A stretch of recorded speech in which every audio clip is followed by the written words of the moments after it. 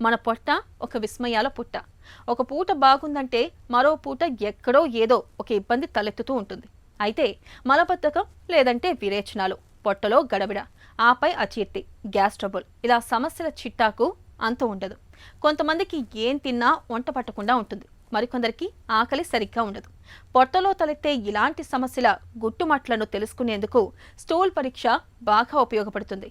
మలం తీరుతెన్నులను పరిశీలించడం ద్వారా పొట్టలో అనారోగ్యాన్ని ఎలా అంచనా వేయొచ్చో ఇప్పుడు తెలుసుకుందాం.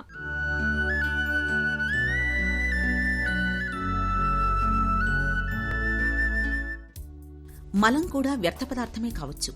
కానీ ఈ వ్యర్థ పదార్థాన్ని సూక్ష్మంగా పరిశీలించడం ద్వారా మన అనారోగ్యాన్ని చాలా వరకు అంచనా వేయొచ్చు. విరేచనాలు పట్టుకుని ఎంతకీ తగ్గకుండా వేధిస్తున్నప్పుడు, పొట్టంతా ఉబ్బరించినట్లుగా ఉంటున్నప్పుడు, గ్యాస్ ట్రబుల్, వాంతులు, వికారం, ఆకలి మందం, పొత్తికడుపులో నొప్పి తదితర సమస్యలతో బాధపడుతున్నప్పుడు మలపరీక్ష కోసం డాక్టర్లు సిఫారసు చేస్తారు. మలపరీక్షలో ముఖ్యంగా మలం రంగు, స్థితి, పరిమాణం, వాసన, మ్యూకస్లతో పాటు మలంలో రక్తం ఉందా, కొవ్వులు, చక్కెరలు, బైల్, ఆహారపు తునకలు, మాంసాహారపు అవశేషాలు, తెల్ల రక్త కణాలు, ఇలా అన్నింటినీ పరిశీలిస్తారు. మలపరీక్ష సాయంతో జీర్ణ మండలంలో తలెత్తిన సమస్యల్ని చాలా వరకు ఖచ్చితంగా అంచనా వేయొచ్చు.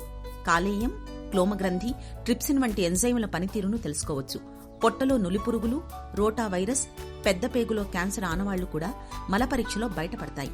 సాధారణంగా మలం చూడ్డానికి గోధుమ రంగులో మెత్తగా ఉండి ఎలాంటి చీము కణాలు, రక్తం, మ్యూకస్ లేకుండా ఉంటుంది. pH పరిమాణం 7 నుంచి 7.5 మధ్య ఉంటుంది. షుగర్ శాతం 0.25, కొవ్వుల శాతం 2 నుంచి 7 గ్రాముల వరకు ఉంటాయి. ఈ లక్షణాలకు భిన్నంగా మలం కనిపిస్తే మన జీర్ణ వ్యవస్థలో ఏదో సమస్య తలెత్తినట్లుగా భావించాలి.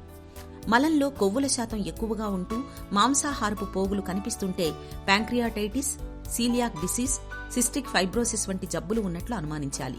మలం pH 7 కంటే తక్కువగా ఉండడం అనేది పోషకాహార లోపానికి సంకేతం.